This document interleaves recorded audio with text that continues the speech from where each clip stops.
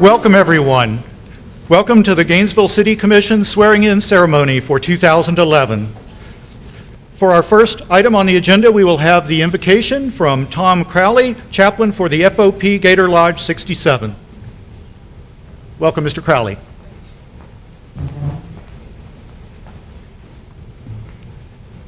Thank you. Almighty God, we humbly come before you today. We thank you for your love, your goodness, your mercy, and your faithfulness. I thank you for these men and women that you have appointed as our city commissioners, and I ask that you pour out an extra measure of your anointing upon them. I acknowledge them as your agents for good and ask that you would bless the work of their hands.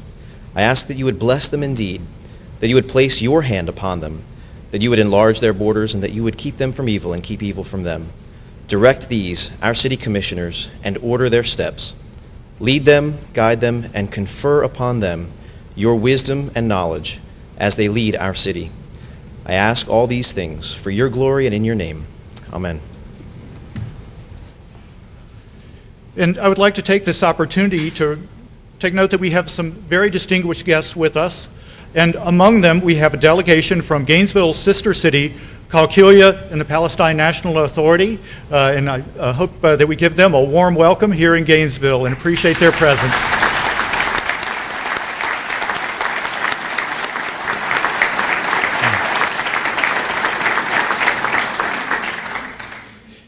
And now we will have the oath of office administered to our three commissioners today by Judge Walter Green. Thank you, Mayor. Guests, I want to thank everybody for giving me the honor of doing this once again this year. I want to call to the stand at this time Susan Bottcher. All right, if you'll repeat after me, you raise your right hand. I, Susan Bottcher, do solemnly swear that I will support, honor, protect, and defend the Constitution and government of the United States and of the state of Florida. That I am duly qualified to hold office under the Constitution of the state of Florida and under the charter of the city of Gainesville, and that I will well and faithfully perform the duties of city commissioner on which I am now about to enter. Congratulations.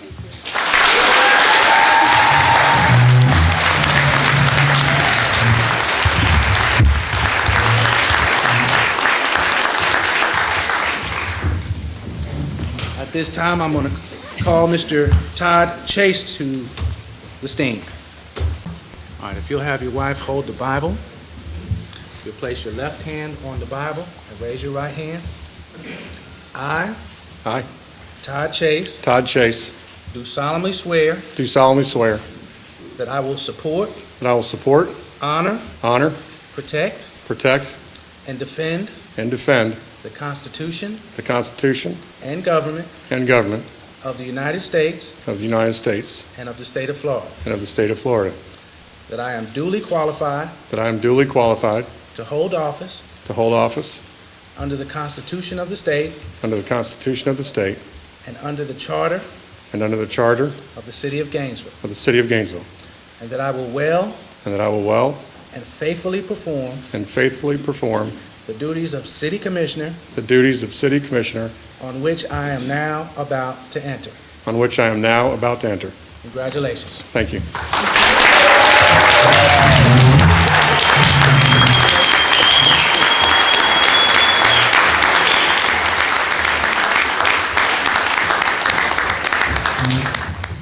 I keep saying stand like I'm in court, but I meant to say call to the microphone Mr. William Thomas Hawkins. If I can get you to raise your right hand.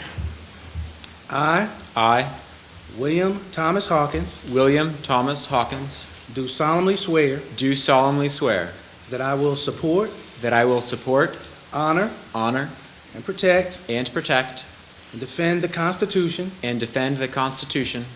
and government and government of the United States of the United States and of the state of Florida, and of the state of Florida, that I am duly qualified that I am duly qualified to hold office to hold office under the Constitution under the Constitution of the state of the state and under the charter and under the charter of the city of Gainesville, of the city of Gainesville, and that I will well and that I will well and faithfully and faithfully perform the duties perform the duties of city commissioner of city commissioner, on which I am now about to enter. of which I am now about to enter. Congratulations. Thank you.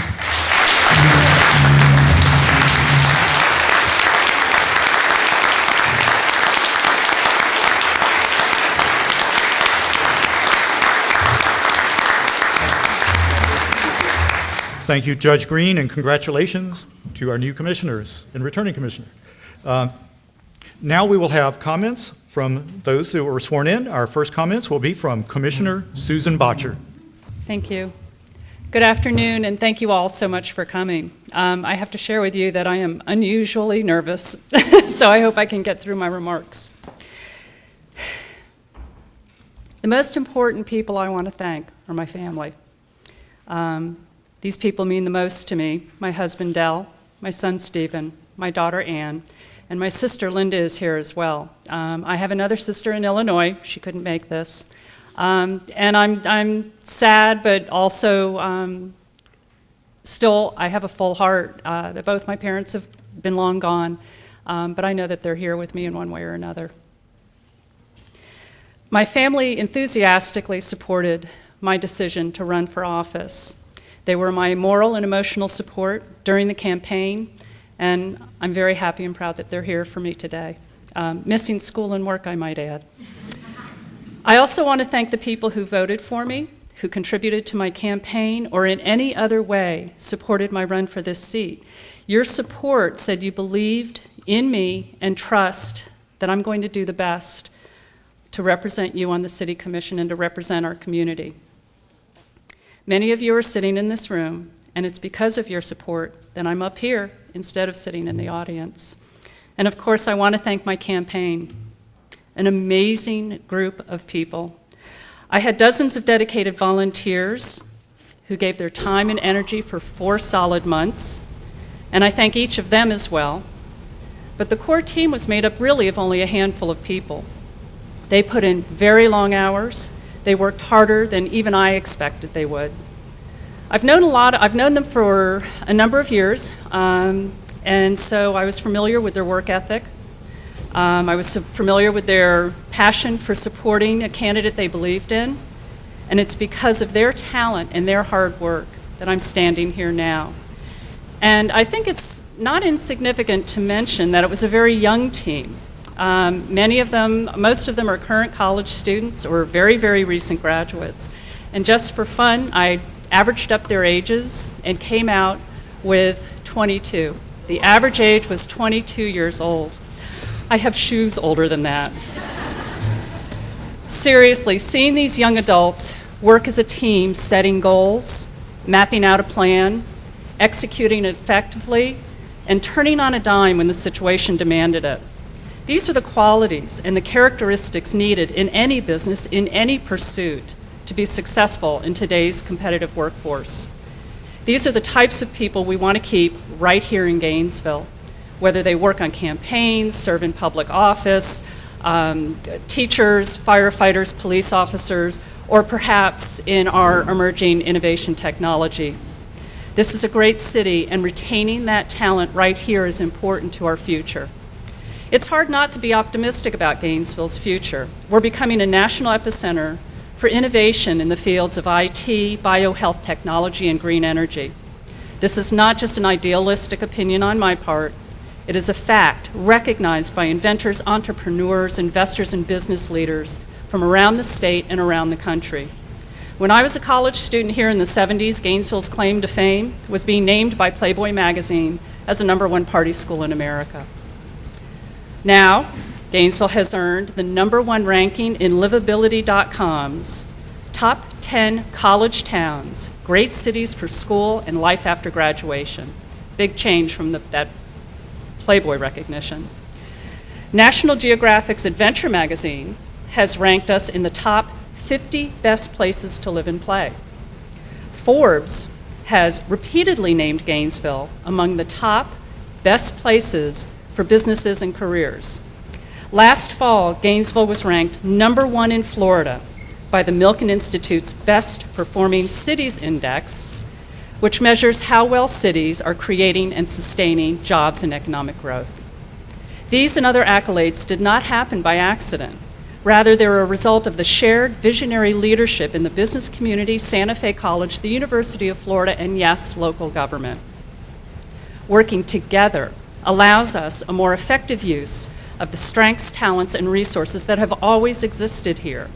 This has empowered us to take control of our economic destiny. Yet not every citizen feels this shared destiny. Too many children live in poverty. An unacceptable percentage of children drop out of high school and end up in the juvenile justice system. And homelessness is on the rise. These problems do not exist in a vacuum and therefore affect all of us in one way or another.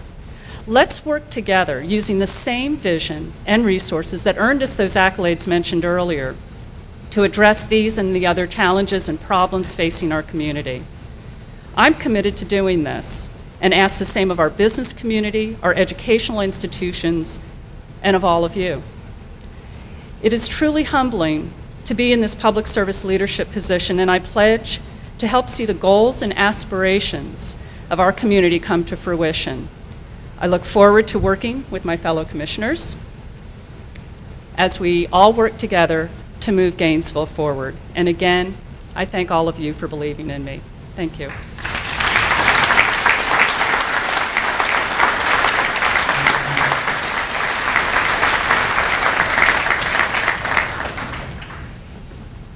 And now we will have comments from Commissioner Todd Chase.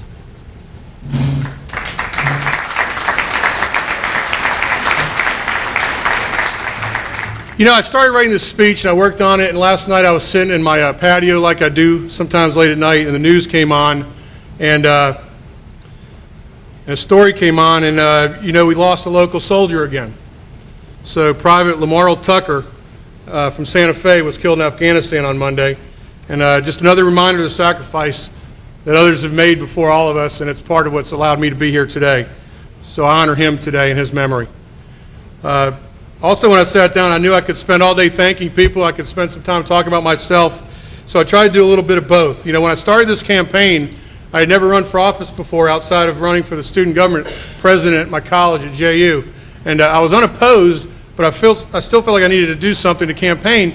So I had these little loose leaf papers with a Sharpie that says, "To win the race, vote for Chase." And I thought I was going to need a little more than that for this one.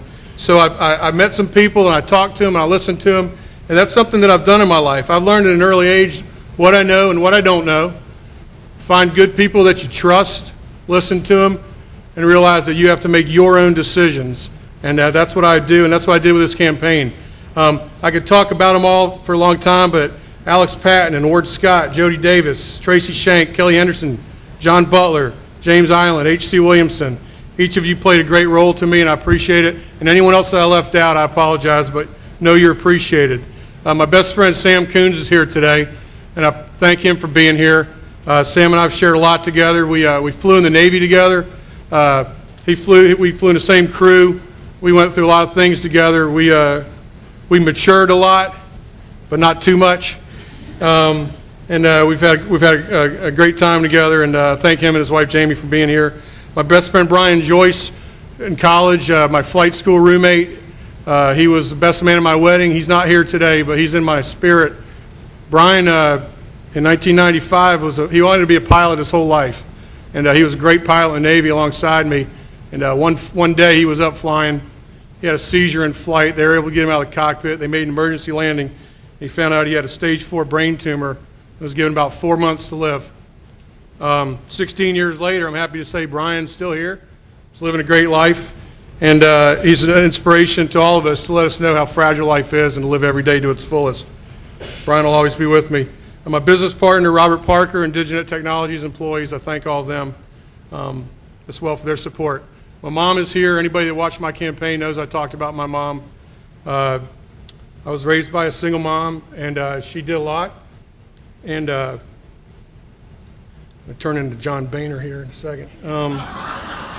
So anyway, Mom, I thank you for being here. You know how much you mean to me, and I love you very much. I'm also close to my father, who's not here today, and his wife, Linda. They've been a big part of my life, and I thank them.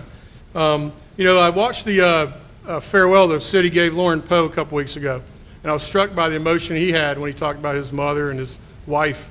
And little does Lauren know, he's about to learn one of the greatest joys that God gives us in life. He's about to become a father for the first time. And he's going to have a great time. He's going to be able to spend more time with his kids, and that's important.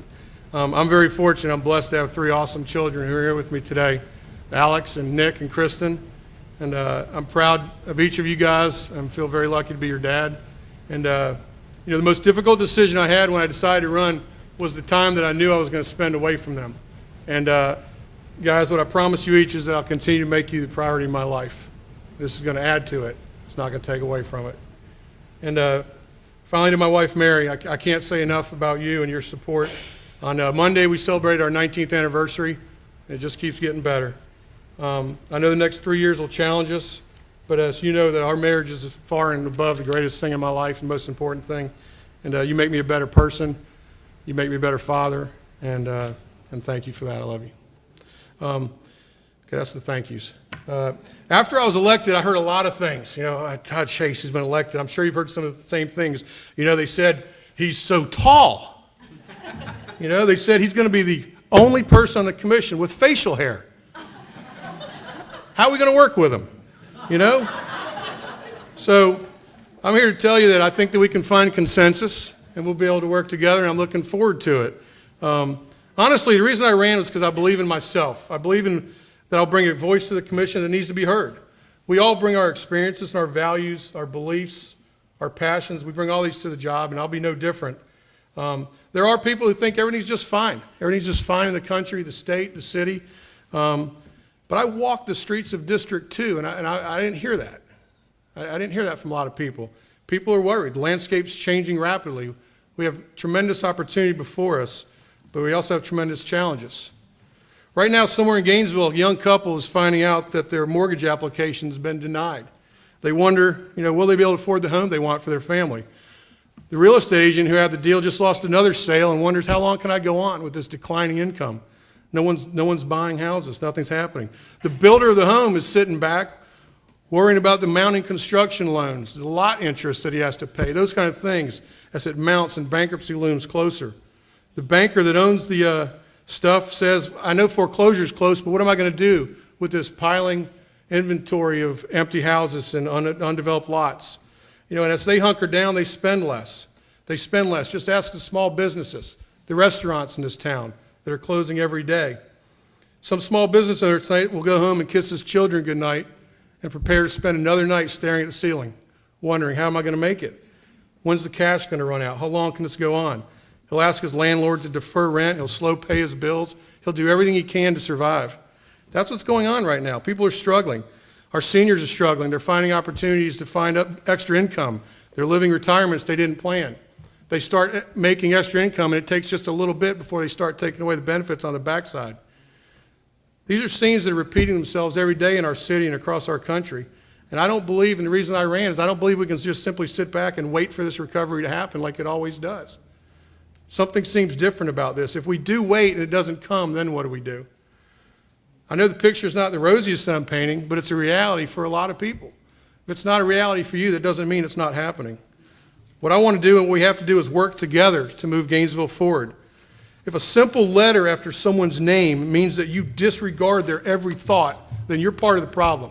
You're not part of the solution. When I graduated from college, I spoke to all my graduates at a ceremony, and I was the only senior that did it, and I remember being told, Todd, you should get a quote. It's like, just do it was going big at the time in the mid-'80s, and that was already taken. And so I looked at some quotes, and I came across a quote, and it's been a great one. Interestingly enough, it was a quote by William Jennings Bryan, who was a liberal Democrat in the late 1800s, early 1900s. It's a simple quote, and it says, "Destiny is not a matter of chance. It is a matter of choice." Well, Life is too short just to sit back and let things happen to you. My life has taken a lot of interesting turns. I've done a lot of interesting things. One thing I've never been afraid of is taking a risk and trying something new. This is a new chapter in my life, and I'm very excited about it. My son Alex caught me one night watching Channel 12 as I was preparing. And like our children will do, they keep us honest, don't they? He watched it with me for about 15, 20 seconds. And he looked at me and goes, "Dad, will you be sitting in like that kind of stuff?" And I said, "Yeah, buddy." And he paused and he said, "Do you want to do that?" And sitting there. And I will remember that. And I want all of you to know that I am pretty soon from now going to make my Channel 12 debut. I'm looking forward to it. Again, like Susan said, thank you all for being here. Thanks all the commissioners for the hard work they do. And I am very excited and looking forward to the next 3 years. Thank you very much.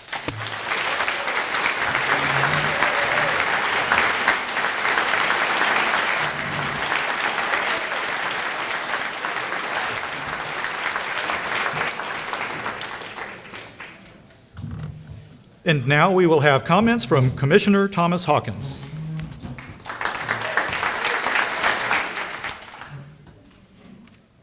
Thank everybody for being here. It's a real honor and a humbling honor to be able to stand here as a city commissioner for another 3 terms, and I appreciate all the support that helped me get here.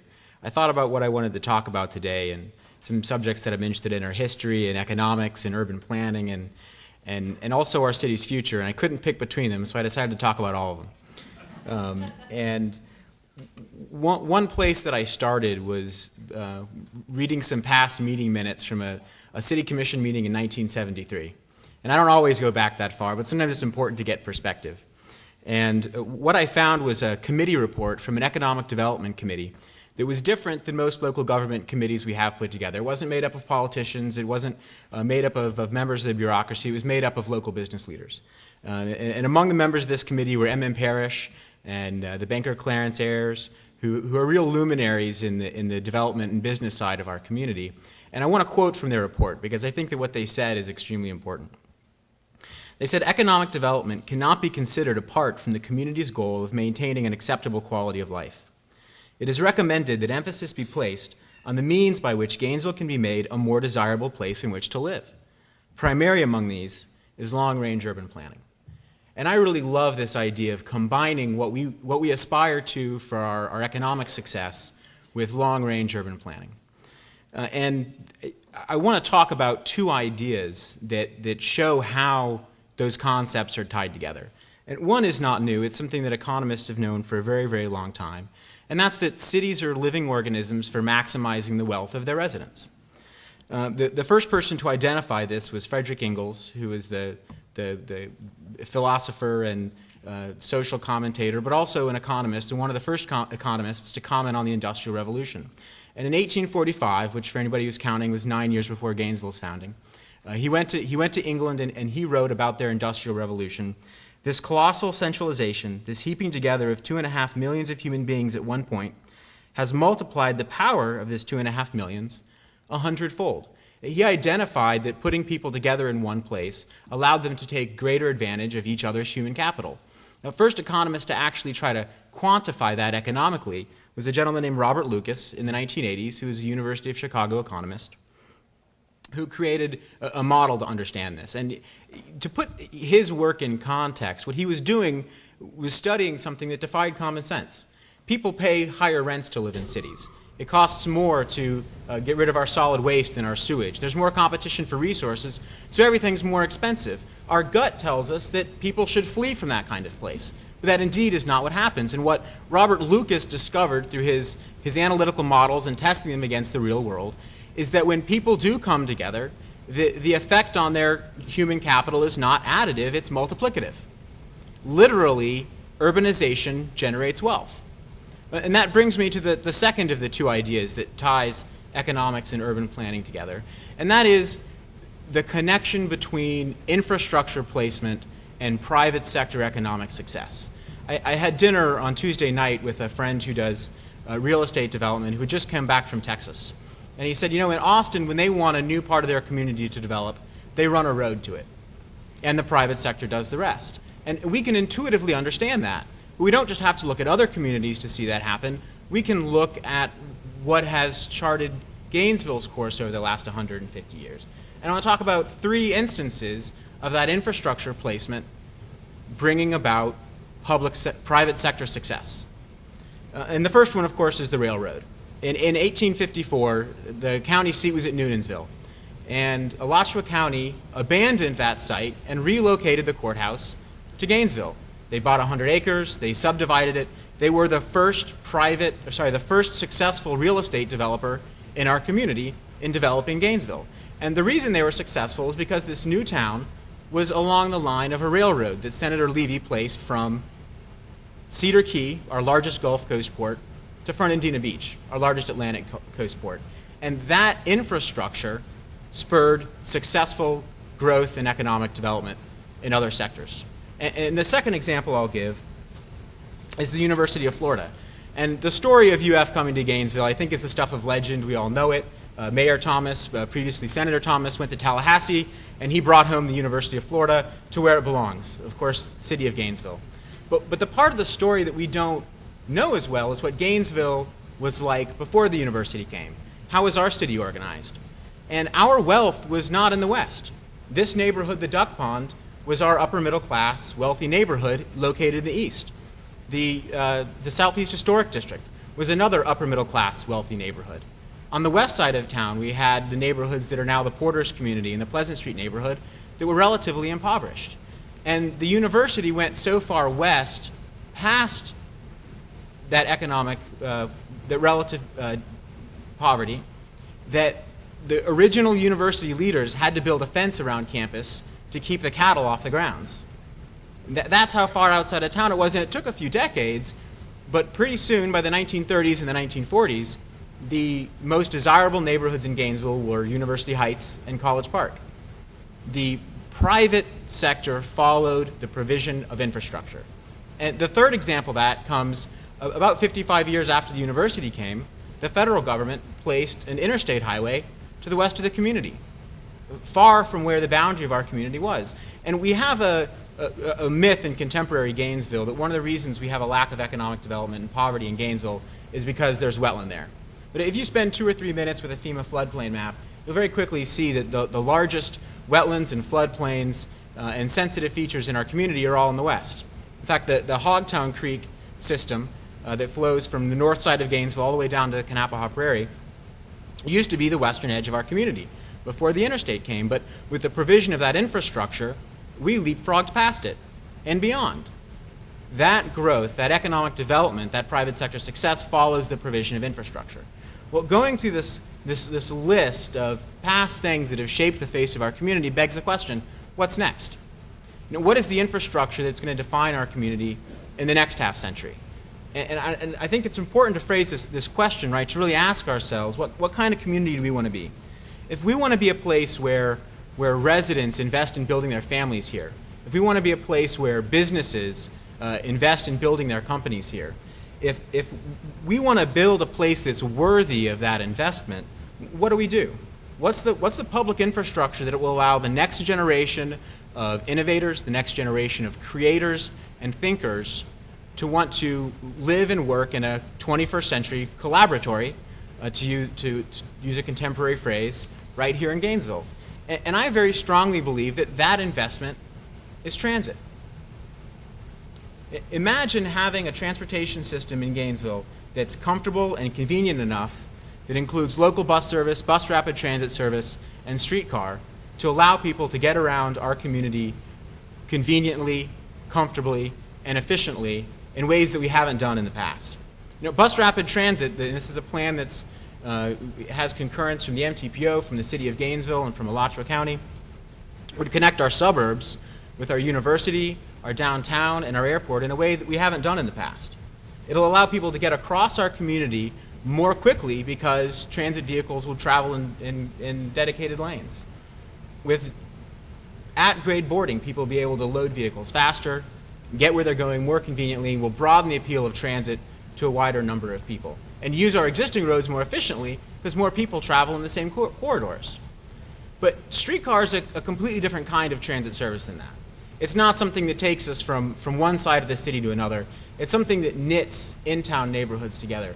For too long, our downtown and our university have been separate neighborhoods, too far apart to walk to allow them to really be the same place. Now, transit that runs in the road, in a railway, in our existing right-of-ways, that's electrically powered, that's comfortable, convenient, and reliable, can bring those neighborhoods together. Imagine if you could get from Bo Diddley Plaza to the Plaza of the Americas on a streetcar as easily as you can get from the lobby of a building to the top of it on elevator. Just like the interstate or the railroad or other public infrastructure that's come before it, it could completely change how people live and work in the city of Gainesville, and how the private sector is able to build a city in the city of Gainesville. This kind of transit investment is not just about relieving congestion. It's about setting the framework to build a better Gainesville in the next half century. And it's something that I'm very excited about and that I appreciate everybody who's here helping to build Gainesville what it is, and I'm looking forward to another 3 years. Thank you very much.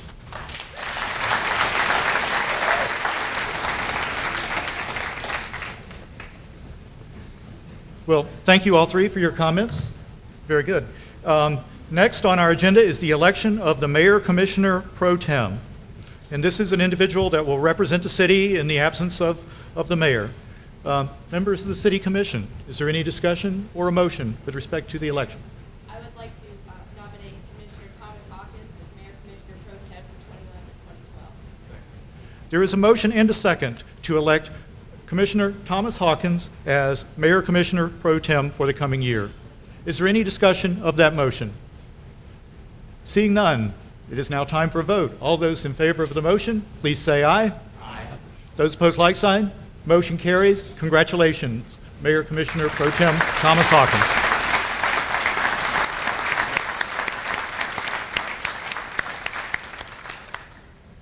Well, this concludes our ceremony for the swearing in for this year, but we do have refreshments in the back, and I would encourage you to partake of those. And also just an announcement that our regular City Commission meeting will begin at 2 p.m. so that we can sort of, I guess, organize and get over there. So thank you very much for being here. Let's have a great year. Thanks so much.